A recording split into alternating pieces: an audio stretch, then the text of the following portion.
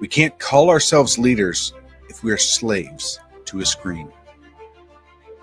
As someone that is prior service, I know all about discipline.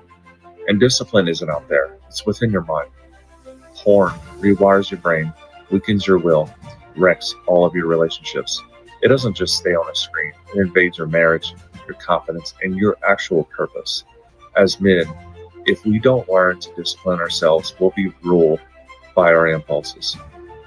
Now, it is time to stand up and take control before this silent war takes more than you're willing to lose.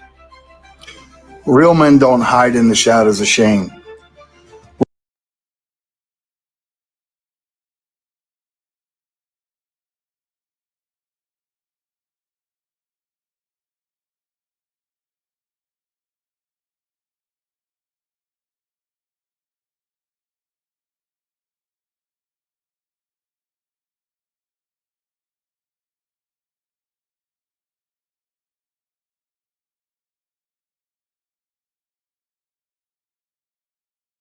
Of Q broadcast, it's taking the world by storm. People are cutting the cord to their high cable bills and moving away from streaming services like Netflix, Hulu, and others for something better. Q broadcast. For just $60 a month, you'll get access to every channel you could ever want, including HBO, Cinemax, and Stars. And the best part, there are no contracts, no hidden fees, and you're free to cancel anytime. With Q Broadcast, you can enjoy streaming live TV, movies, and top series on up to 5 devices at once. Whether you're at home or on the go, Q Broadcast makes sure your entertainment is always at your fingertips. Imagine being able to watch all your favorite channels from anywhere, anytime, without any restrictions. We're talking about thousands of movies, hundreds of TV series, and a huge library of live channels, all in one place. And don't forget video on demand and pay-per-view events. Those are included at no extra cost, so you'll never miss a big event again. Now, take a second and think about your current cable bill. You're probably paying anywhere between $100 and $300 every month, locked into long-term contracts and hit with surprise rate increases. With Q Broadcast, that's a thing of the past. It's just $60 a month. No contracts, no extra fees, no hidden costs, and no price hikes. Why juggle multiple subscriptions like Netflix, Hulu, and cable when Q Broadcast gives you everything you need in one convenient package?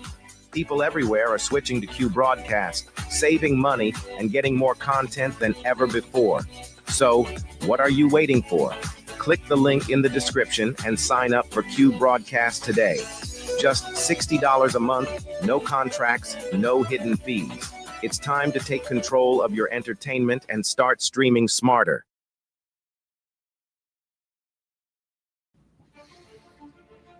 We live in a world where men are told it's harmless. It's just entertainment.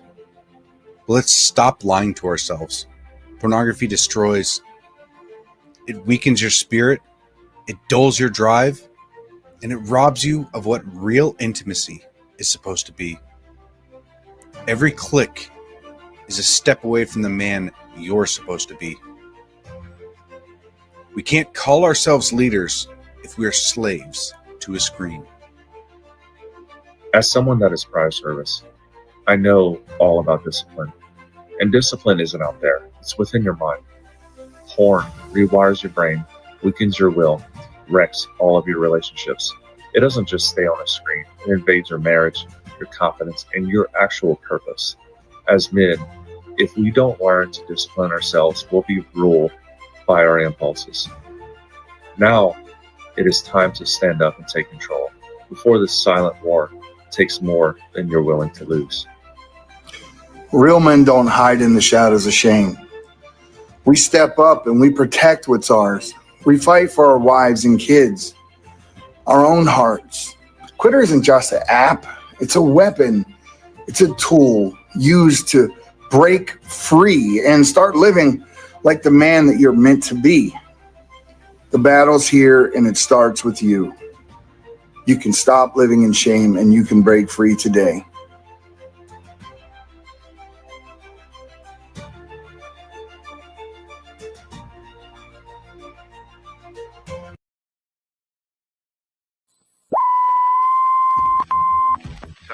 Chevy.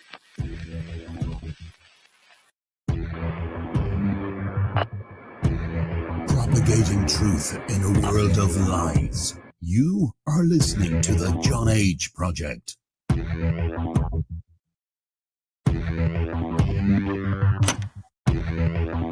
Trust no one. Trust no one. Trust no one.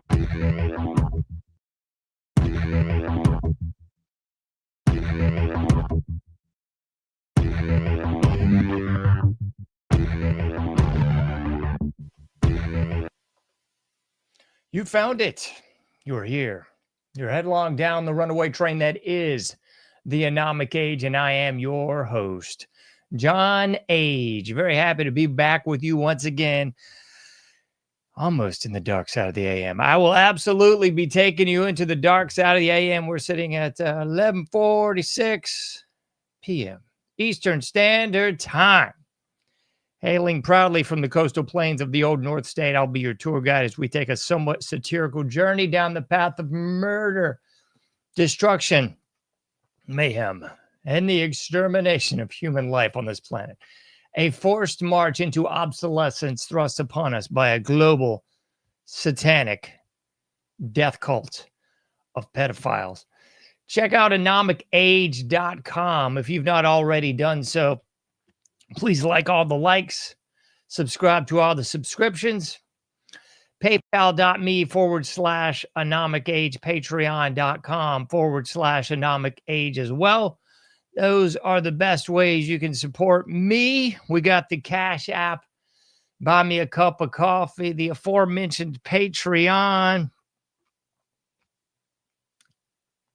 excuse me, and PayPal app.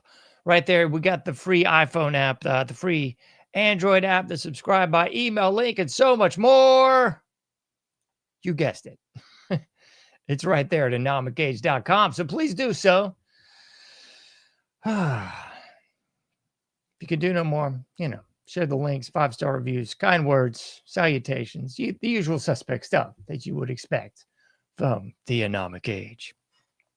So, happy to be back with you again. Seems like it's been forever, but it really hasn't. Only been a couple days. So, quite lovely out there in the coastal plain of the old North State. I must say, I love this time of year, even in North Carolina. We got like 2-3 months of happiness. It's not hot. It's not humid. Very little bugs out. It's just a veritable smorgasbord of glee, fun, and happiness. You can see your breath when you go outside. There's no irritating mosquitoes, no like 100% humidity while it's 100 degrees. It's just actually nice outside for a couple months. So I'm looking forward to that. Absolutely looking forward to the Halloween season. Can't wait for Halloween. I was going to try to go to the state fair this weekend. I don't know if I'm going to make that or not. I've missed it for decades now. So I guess what's one more year? Guess we'll see. We'll see how it goes. Nevertheless, we got some good Halloween stuff coming up, so I'm excited about that. I'm going to try to get some guests on to talk about Halloween-y topics, but I think I'm going to save that for like post-Halloween so we can actually kind of get through the awful months of November and good grief. Don't even mention December. We got some some fun coming up, so that's good. At least we have some fun coming up at the end of this month, so that's something to make life a little bit more bearable. So oddly enough, going into today, like early-ish morning-ish, I was not really sure what I was going to do. But then luckily, the buffet of buffoonery dinner bell rang, and everybody ran to the trough of stupidity. Ironically enough, I mentioned this on last week's episode. I mentioned that I was a little bit excited about the NBA season. Coming from the coastal plain of the old North State, I love basketball. I'm always going to love basketball, folks. So you can save your snide comments of it's sports ball and it's all rigged and all that. Yeah, I know. I feel you. Like I said on the last show, I know it's all a sham, a hustle, a dodge, and a con. But not too far from Tobacco Road. So I really love college basketball. I used to. I hate college basketball now, but used to. I grew up actually loving college basketball. And now I just kind of vaguely have the NBA on in the background. Idle distraction is good sometimes. What's that old thing from The Shining? All work and no play makes Jack a dull boy. Makes John a dull boy too. I mean, really just angry is what it really boils down to. So I'm excited at least a little bit to talk about, what the slaves call it is foosball, right? So we got to talk a little foosball. Yeah, we do. Let's put this up there. Can we put this up there, folks? Yes, I knew we could do it. So we're going to talk a little foosball. And I don't really have a whole lot to cover after that, folks. I usually try to back load the show with a lot of just news and stuff. What's the old Little Richard thing? Back end it with a little tutti frutti, because that's pretty much all the news is. It's just a little tutti frutti, all Rudy. It's just whatever Trump's screwing us with today, whatever the latest war is. I don't know who's getting supposedly shaken down by the feds, who's not.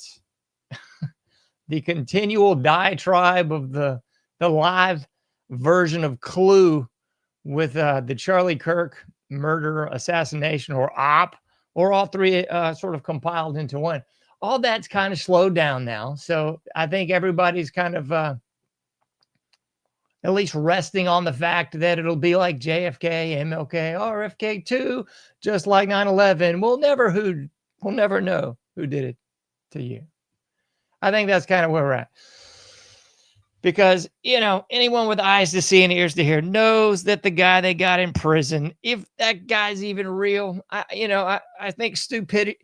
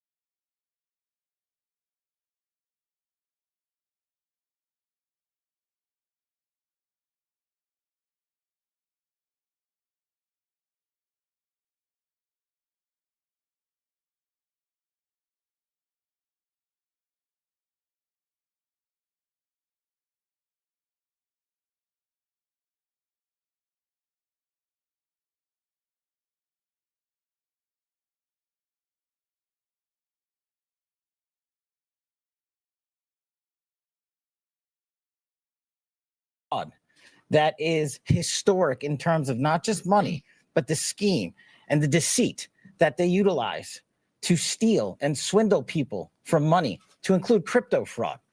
This is an operation that showcases to you that under President Trump's administration, there is no room for any type of criminal behavior, be it on the world's largest stage or in the back rooms of tiny parlors where guard games are being played. We are proud to stand here today with the men and women of the FBI and this legal team. And to the United States Attorney, I just want to thank you personally for taking the time to display the work that the media. Okie dokie. So I think you're picking up what old Cash Patel is putting down there, huh? Pretty sure you are. Okay, so to break it down, first and foremost, La Cosa Nostra, not La Casa Nostra. So I don't know what's going on with that. But La Cosa Nostra, not La Casa Nostra. Eso es diferente. Es italiano de mexicano, totally different, all right? Totally different. Well, a little bit different, not, a letter off. Anyway, you didn't come here to get a daggone grammar lesson in foreign languages. No.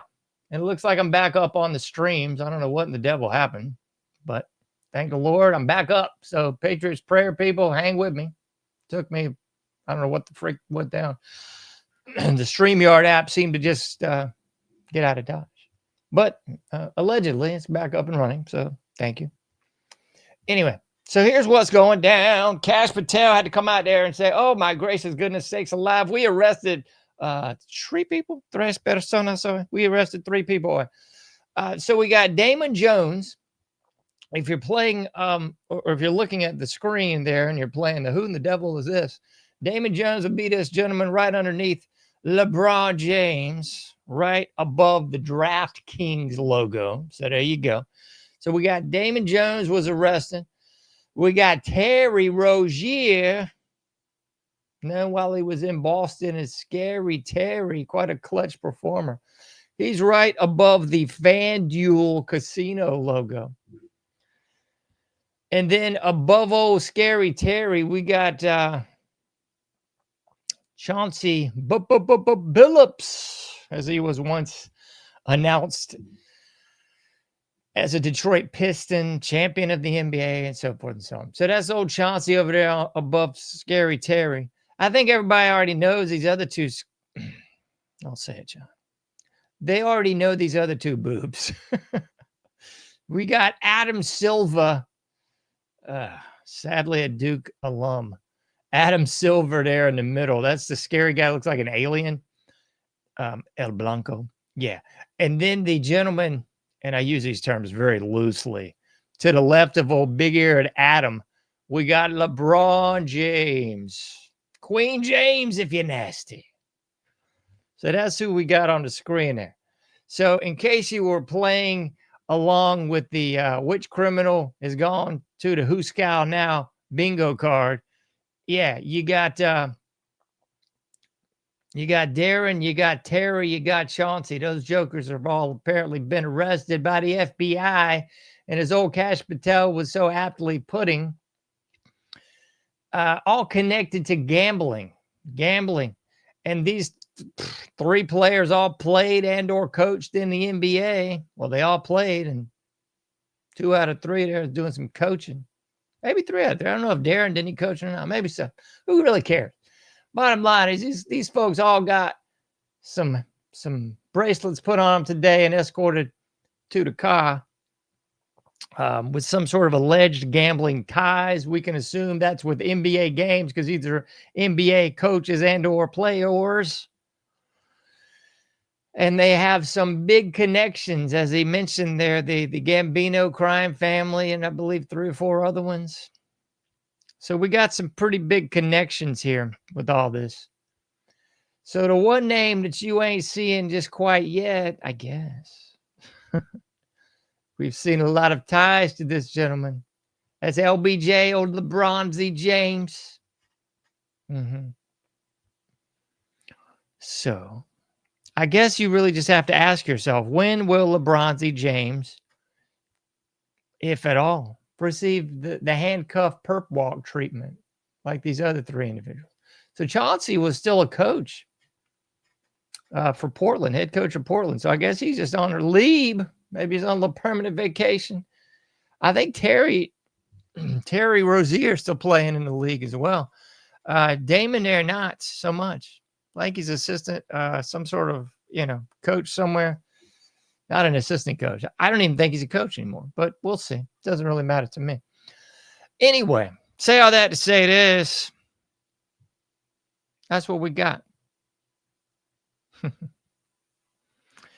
And so a lot of people are going, who really cares, John? Who really cares about all this jibber jabber? Well, the great Jason Whitlock covered a lot of this several months back, and I agree with his hypothesis on this. And I also want to throw some more names out there because the great Big Reed has covered this quite aptly on his show. I don't know if it's exactly his show, but whatever you want to call what Big Reed does, he does it quite aptly. So I shout out to Big Reed in Philly. Big Reed's been saying this for a while too, and I got to agree with you too. So what we really got going on here, in my humble opinion, is the end of most of these big sports leagues. And I know somebody's going, oh, but John, these are multi-billion-dollar leagues. How can it be the end? Everything has a beginning, a middle, and an end. And I'd say we're kind of on the waning side of the middle. We're darn near approaching the end. This is the end. And I think that's kind of where we're at in this whole sports league thing. Because after all this really was bread and circuses for the slave class. You see, people with real money don't give a rat's patoot about this mess. This is for the slave class to get involved in. This is for the slave class to lose their paycheck on. This is for the slave class to lose their family on, lose their spouse with, lose their house and car and everything else with. That's what this is all about, folks. Because the point of this bread and circuses is that they know the men folk have always been the leaders of the tribe. The men folk have been the people out there on the front lines defending the family, defending the tribe, defending your band society, always up, all the way up, rather, to defending the state level society. So the men folk have always been that, the defenders of the realm, if you will. Here's another one. The men folk have also been that archetypal father figure. Yeah, I know, Carl Jung, archetypal. Yes. So the men folk have been the archetypal father figure. They've been the archetypal figure that the los niños, the young children, primarily the young boys, look up to as that is the leader. That is the strong masculine presence that's going to guide the tribe into safety, that's going to defend the tribe from the wolves, from the bears, from the neighboring tribes. That's the point, folks. And it goes hand in hand with the female. It's like God planned it this way or something. It's amazing, isn't it? So you get the strong, masculine, dominant energy, the energy that will defend, the energy that's more apt to just make that decision. Yes, this is what we need to do.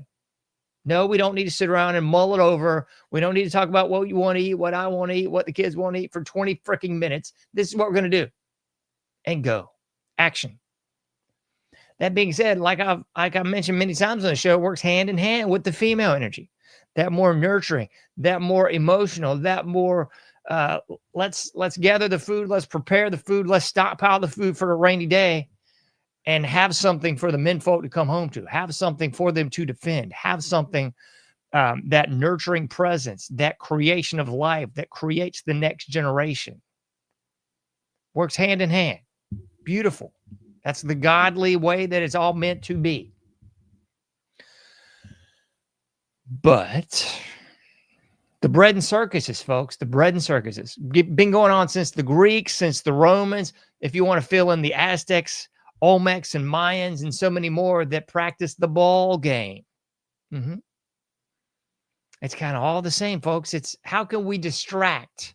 How can we take that strong energy and curtail it? How can we redirect it into something just stupid?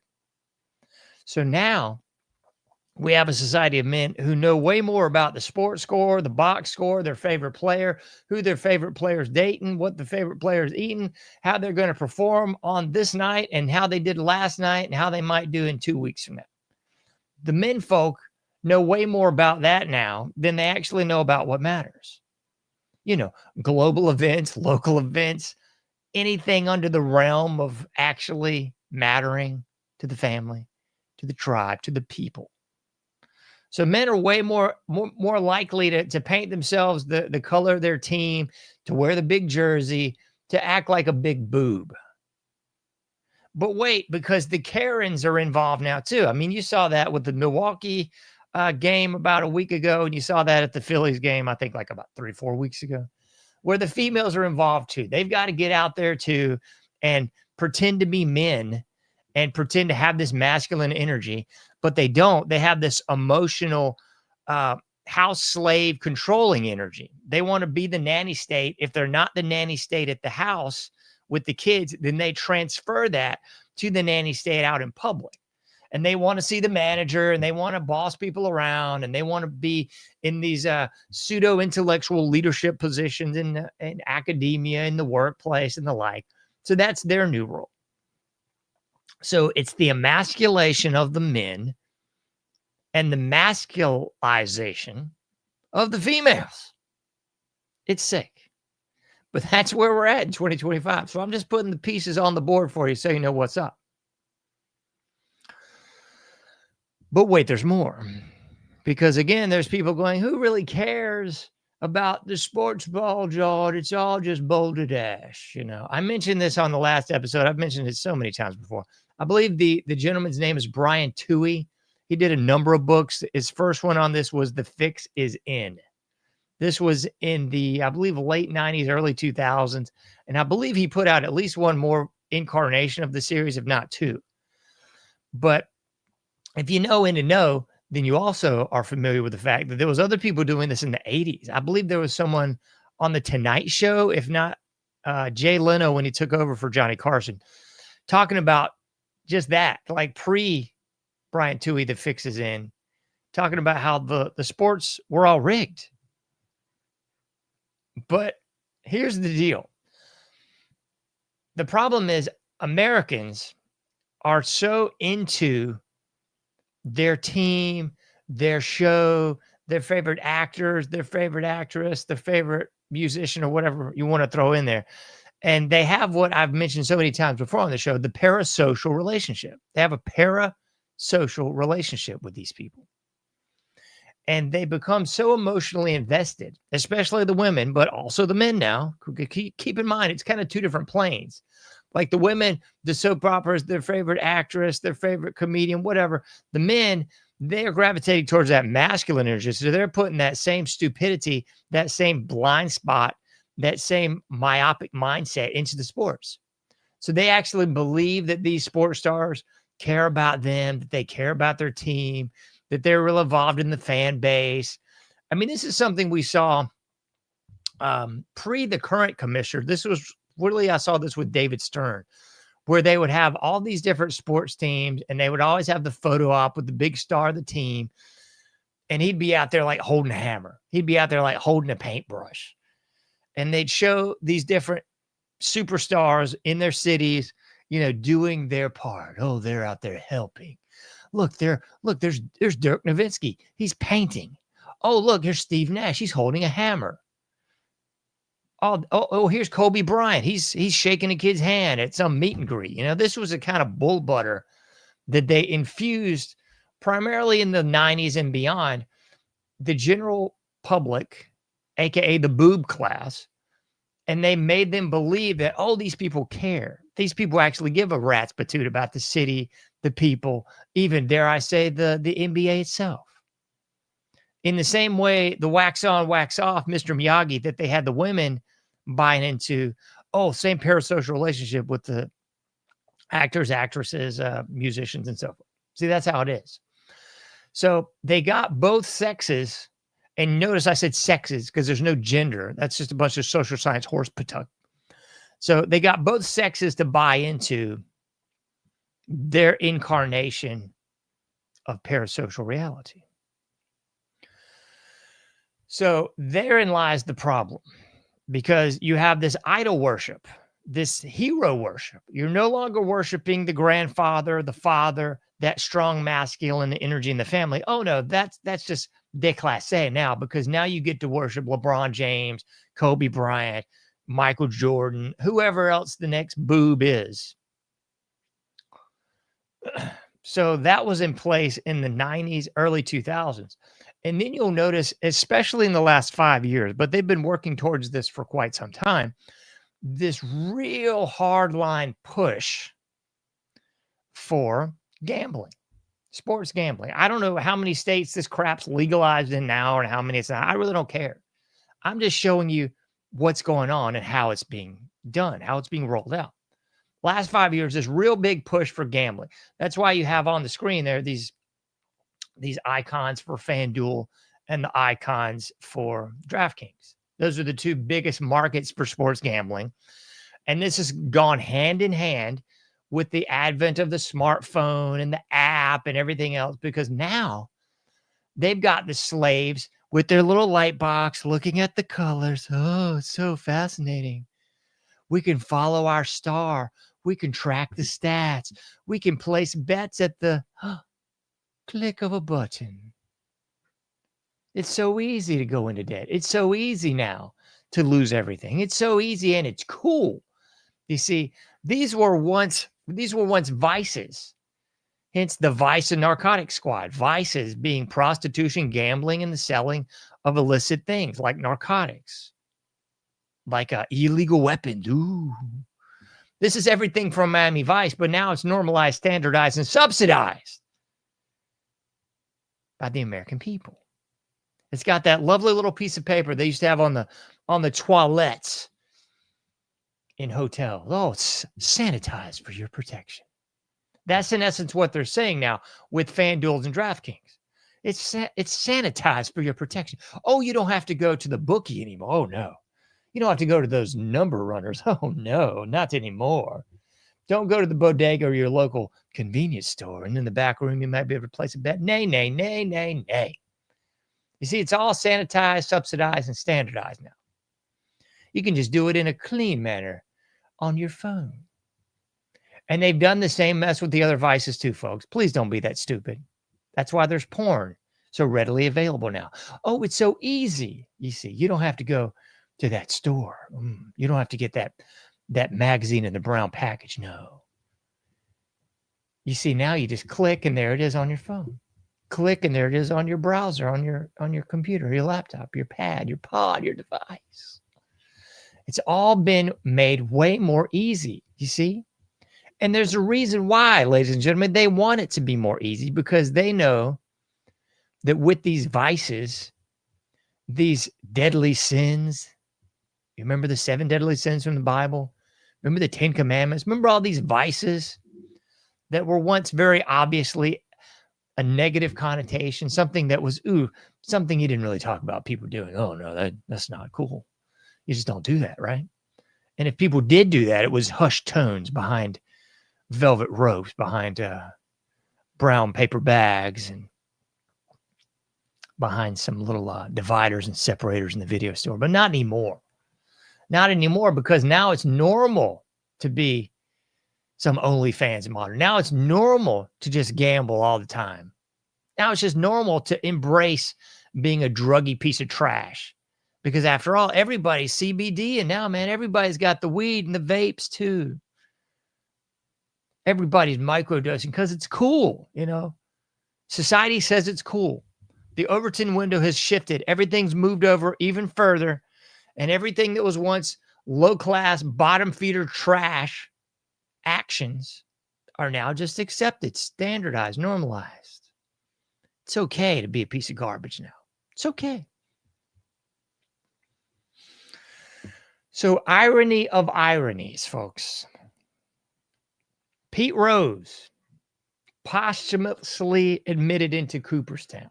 Greatest hitter of all time. More hits than anybody else. Broke Ty Cobb's record decades ago. He's been circling the drain of the MLB Hall of Fame for at least 25, 30 years, I believe. He died, and finally they put this man in the Major League Baseball Hall of Fame. He admitted to betting on games, but said he never bet on Reds games, never bet on games he was coaching nor playing for. Okay. If you believe it, if you don't believe it, I don't even care. I'm saying so much was made about Pete Rose and his illegitimacy to the Hall of Fame for decades now. But you got to wonder why.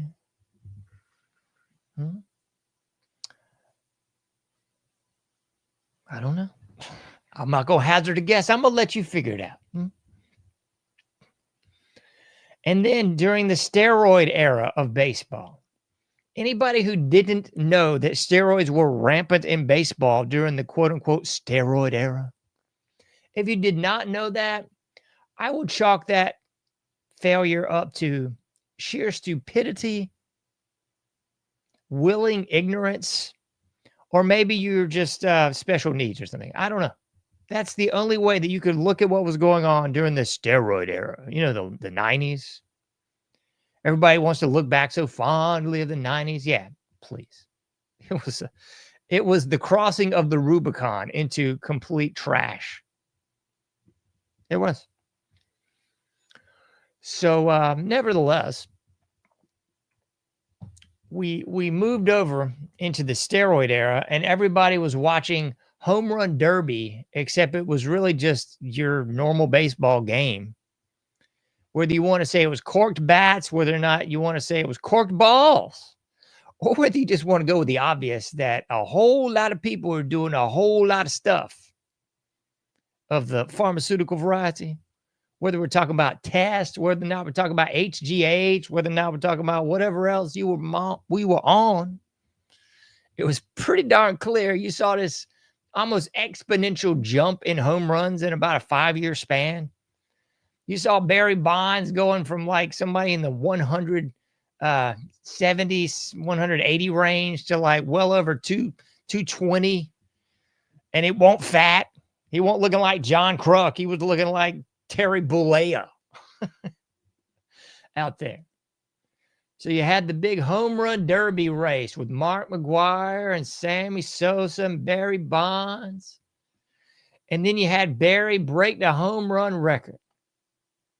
Although, you know, again, anyone with eyes to see and ears to hear knows that something stinks in the proverbial state of the MLB during that. So that's why most people don't even recognize that record as being legit. That record got to have the biggest asterisks of all time. Okay? Biggest asterisks of all time. It's got to have it. Which is probably why almost nobody from that era is in the Hall of Fame. You got Rafael Palmeiro, Sammy Sosa, Mark McGwire, Jose Canseco, and of course the obvious, Barry Bonds. I hope none of these clowns get the Cooperstown nod. If they do, I hope they get it posthumously, just like Charlie Hustle. It's a joke, man. It's a freaking joke. So in much the same way that the cultural tapestry was kind of sewn in the 60s to accept the anti-hero. If you remember, I've talked about this many times. The first real show with the anti-hero, It Takes a Thief. Because you had a thief, but he was a bad guy, but he was working on the good side. It was blurred lines, man. Much in the same way, you saw the same, what was that stupid serial killer show? I can't think of it. Dexter. Yeah. In the 2000s. And I guess it's back again because, of course, everybody's got the creativity of a gnat. So they just have to keep remaking old stuff because everything old's new again just because people are too stupid to come up with anything new. So we got Dexter back again, I guess. Anyway, same premise, but it was really first originated in the 1960s, where you saw the infusion of the drug culture, the promiscuity culture, kind of, I don't even say the gambling culture, the gay culture, the tranny culture, the Stonewall and all the gays and trannies and all the promiscuity of Woodstock and the electric Kool-Aid acid test. Everybody's a druggy piece of dung. So how does this connect to what I'm talking about? Well, the steroid era kind of ushered in baseball the same thing that we're seeing now in basketball. Because it kind of just greased the skids for everybody to accept lower and lower morality, more debased actions by their alleged sports stars, aka the heroes. And I think that's what we're seeing today. I've hardly even heard a whisper on ESPN about this. It's on there. Yeah, it's on the screen. Don't worry. Look up this mess on ESPN, sure. But what are they really saying about this? I'd say they're vastly sweeping this under the rug because they can't say much because the NBA has been one of the biggest promoters of DraftKings, biggest promoters of FanDuel. You got all the major stars supporting this crap. If you watch any of the analysis shows, and I don't even know if you can call it that, but if you watch any of the NBA analysis shows, they've now started weaving in the odds. What are the odds on this? What are the odds of that? What are the odds on this game? And I noticed this about 10 years ago where they started infusing the word narrative into all these various sports shows. The narrative with LeBron James and Dwayne Wade. The narrative of Kobe Bryant and Shaquille O'Neal. What's the narrative with Dwight Howard and his beef with Shaq? What's the narrative? And call me old-fashioned and to get off my lawn guy. I hope to God that's your take on it. But it's kind of comical, folks, because I was under the illusion, auspice, and otherwise mindset that this was just sports. You know, I don't really care who LeBron is doing anything off the court with. I don't really care what Kobe's doing off the court. I care about what goes on the court. So I don't want to hear about a narrative. I don't want to hear about who's beefing with who. And I don't care about social media comments. I care about what's going on between the baselines of the NBA game during the actual game, not the preseason, not the halftime show, you know, not what's going on like 2 hours before the game, who's practicing, who's not. That's just irrelevant, dribblish crud, folks. The game. Call me a purist, but I'm interested in the game. That's what I used to enjoy about the NBA. It's what I used to enjoy about the college game. The college game's been ruined by every player that's even worth a toot going to the NBA after one season. And I'd say the college game's also been ruined by AAU. They've held these little kids up to this asinine standard from the time they're in like third grade till the time they're about to go into college. Everybody gets told how great they are. They're the next big thing. They're going to make all this money. They're going to do X, Y, and Z. So their entire life now isn't about being a kid, isn't about going to school, going to the prom, dating girls, anything else. It's about what you're going to do in AAU to prove your worth so you can get selected by a top tier Division I team. So then you can go directly into the NBA draft after about 3 months of college. About 3 months. Because don't kid yourself like they're going the full year. Please, that's stupid, man. They're going to school maybe 3 months. That's like actually like class time, maybe 3 months. And I realize they're going to training camp at the university and then they're perhaps going into the postseason at the university. Perhaps. You could just be going for about 3 months and then you just leave. Then you sit around, rest on your laurels and hope to get drafted in the lottery. Then you'll get some $1 million contract based on what might be, what could be, what he possibly could do. That might work out. That might not. You're a multimillionaire, so who really cares? You better hope you got a real good plan to manage that money. Most don't.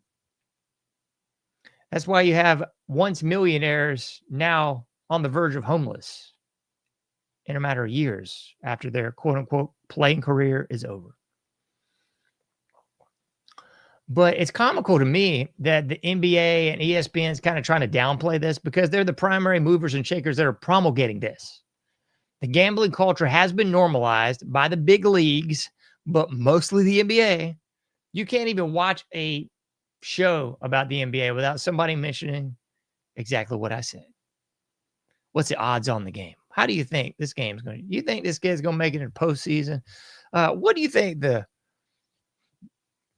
gambling tickets looking like on this and that and the other? And then, of course, the aforementioned narrative. Very little talk about the game. That's just kind of secondary. That's why the skills of American players are such a complete joke. That's why most teams would rather draft a European player, because at least they know they got fundamentals down.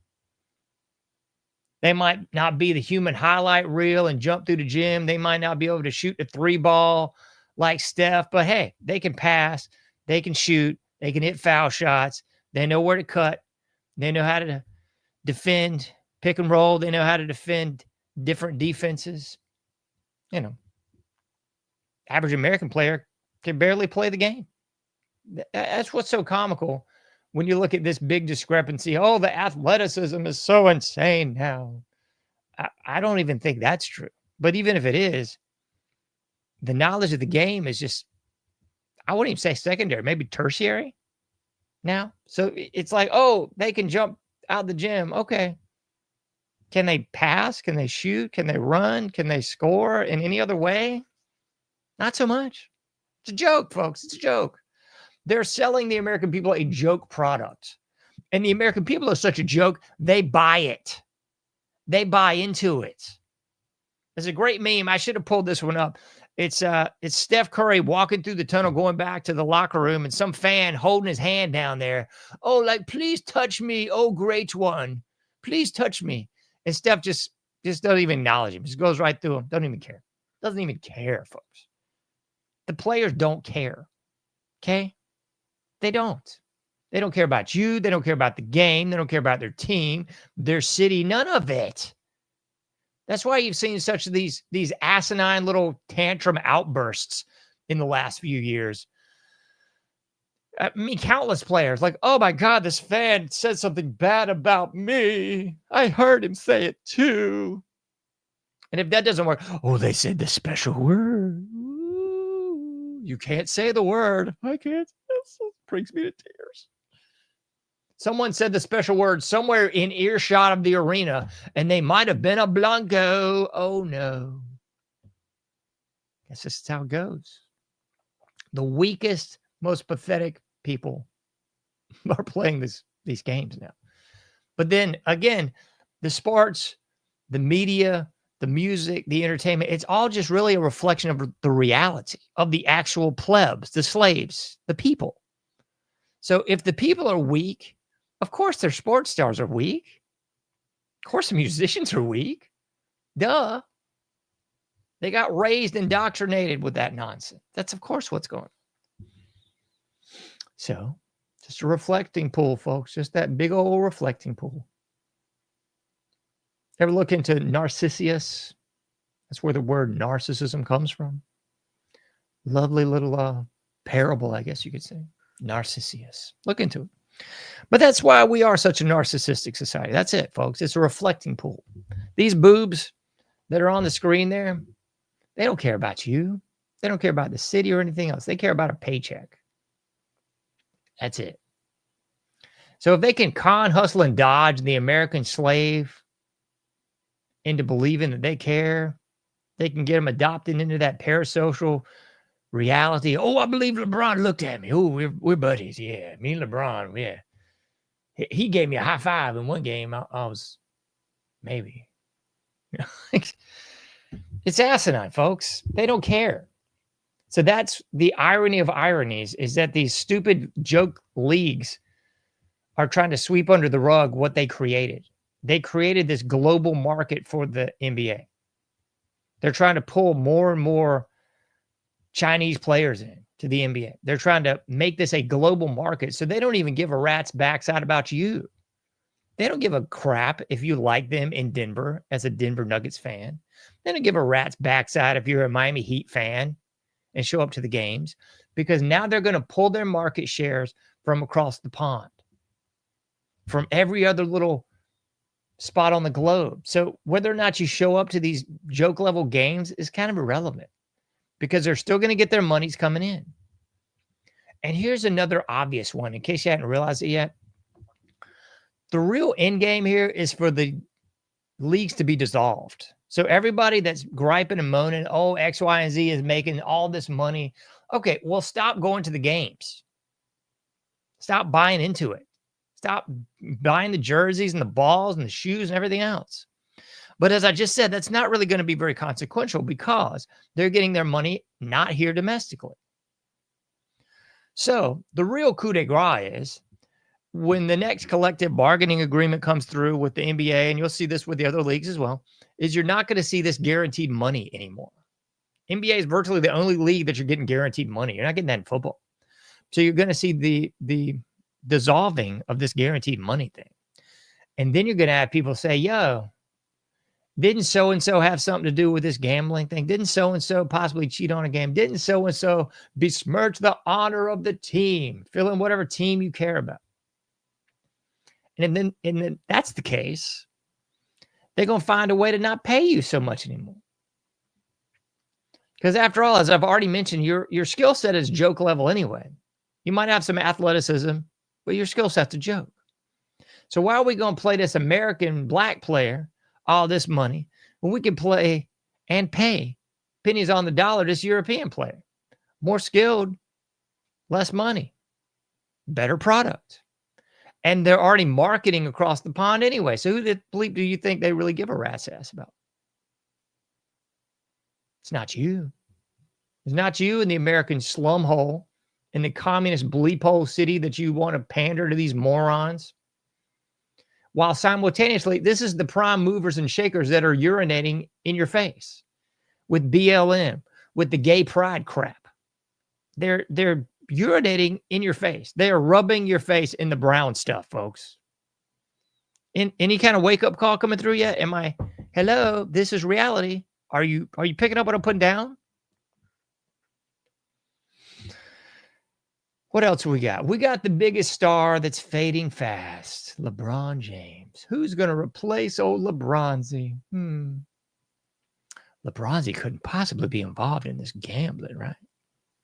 That's funny. His name's mentioned in all this too. That's funny. He hasn't played a lick this season yet. I know 2 games in, John, you're putting a lot of pressure on the king. I would suggest to you that he's probably not playing because he knows what's coming down. He's pretty sure his name's going to be implicated in this thing. He might be getting some metal bracelets and a perp walk himself. Because here's the thing, folks. When you start picking people up, and if you missed this in the Cash Patel PR piece there, he said there was 30 people arrested. I just gave you 3.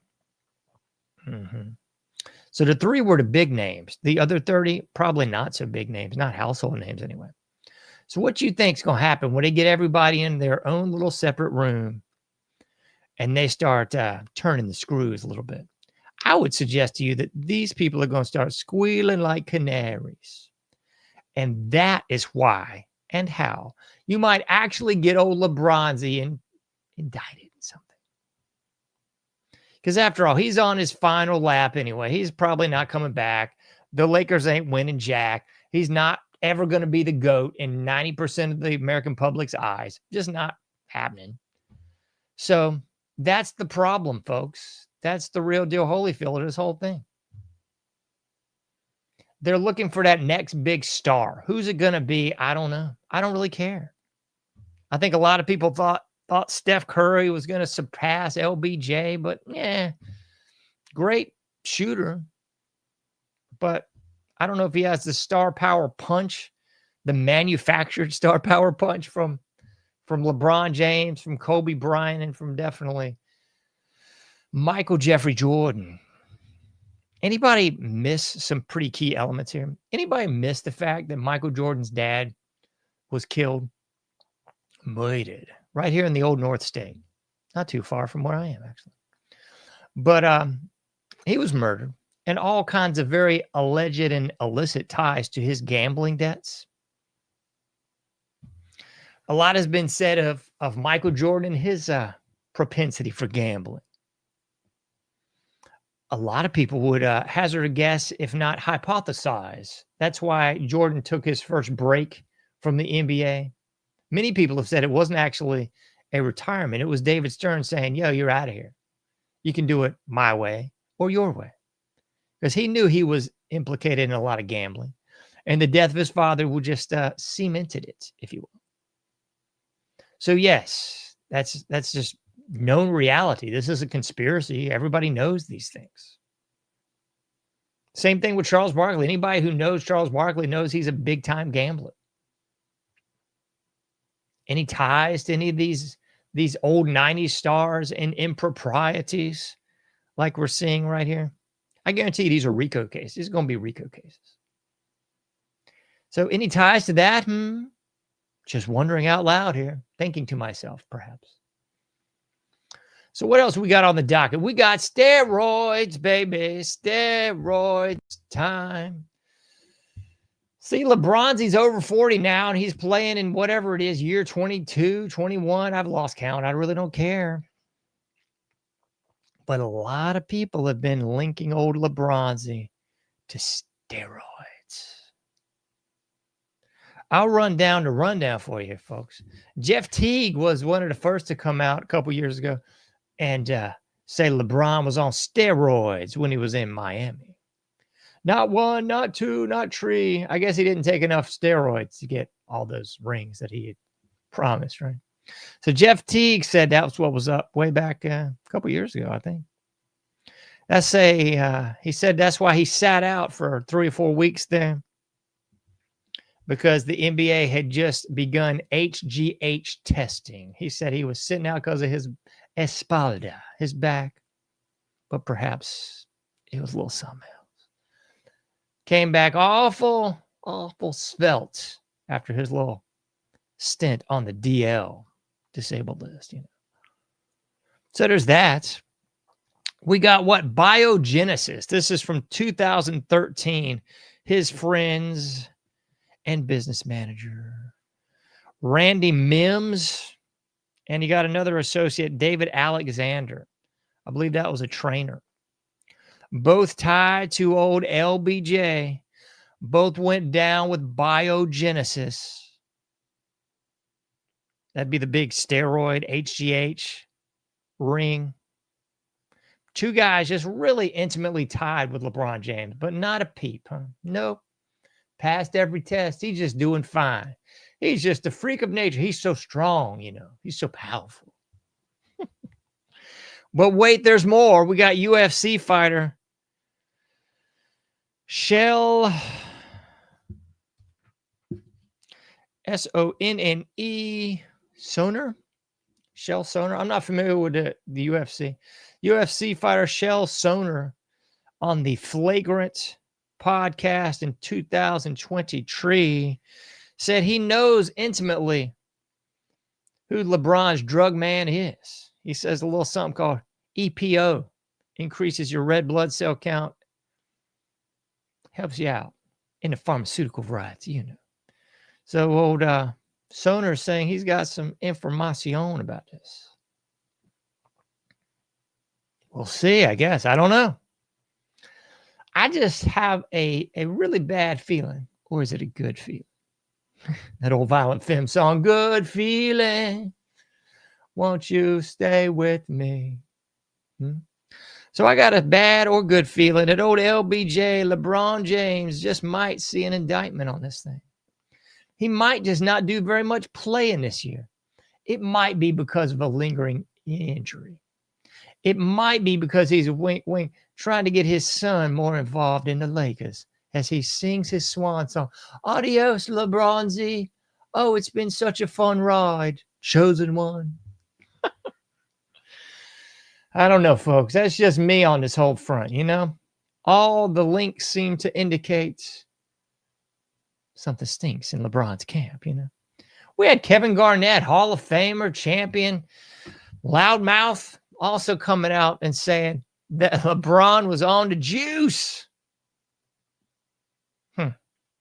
Does have to make you wonder now, doesn't it? What the world's really going down in LeBron James town?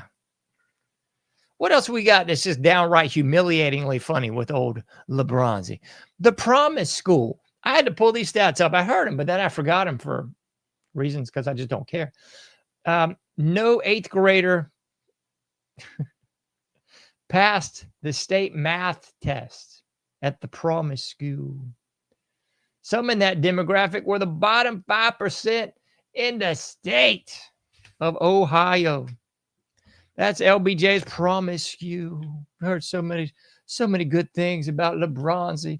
He's such a dedicated family man. He's such a great humanitarian. You know, he's in the back pockets of all those communists. Real good friends with Barry Soetoro, too, you know. Here's another one that you got to wonder, you know, as Arsenio Hall used to say, things that make you go, because he's come out on many occasions talking about Diddy, diddly do, P. Diddy if you're nasty. You know, that boob, that asset, that agent. And people ain't going to believe me on this. Let me see if I can pull this up for you, because somebody's doubting my words.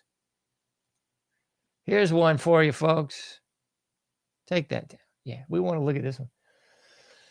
This is from airmail.news. Was Sean Diddy Combs' father murdered by the mob? Does a bear defecate in the woods, folks? Just asking. Yeah, here's the deal, folks. Old Diddly Doo's dada was definitely a FBI asset. He was an informant. And he got snuffed out by a mob family. Mm-hmm. That's just common knowledge. I mean, I thought everybody knew that. And then you got old Diddly Doo, Sean Diddly D, convicted of 2 counts prostitution related to charges after an 8-week trial. The trial acquitted Combs of sex trafficking and racketeering charges that he faced. And now he's hoping old DJT is going to pardon him.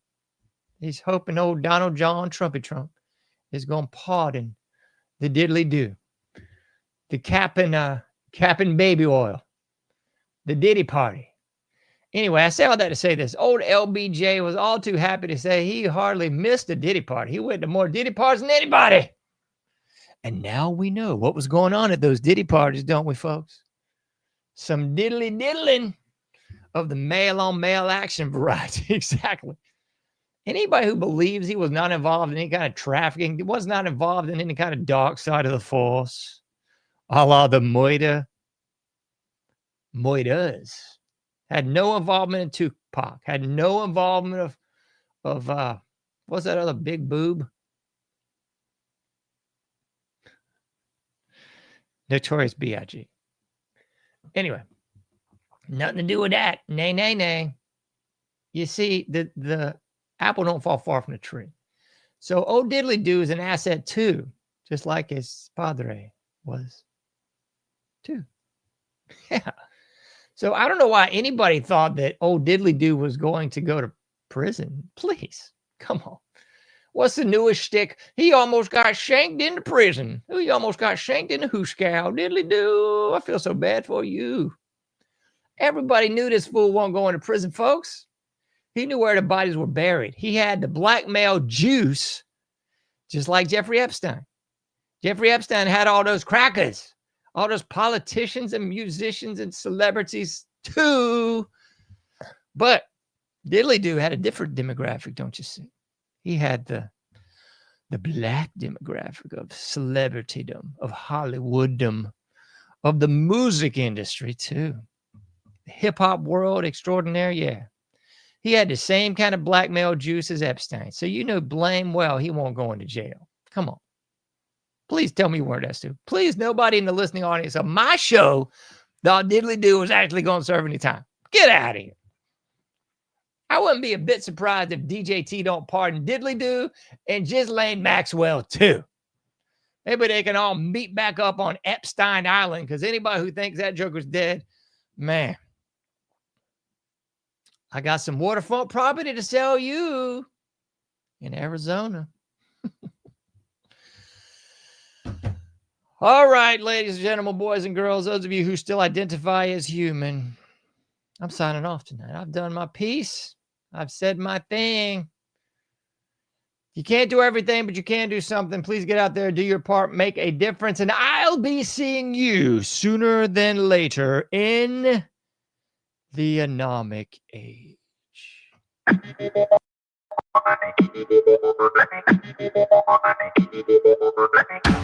Thank you for listening to The Anomic Age, a John Age project.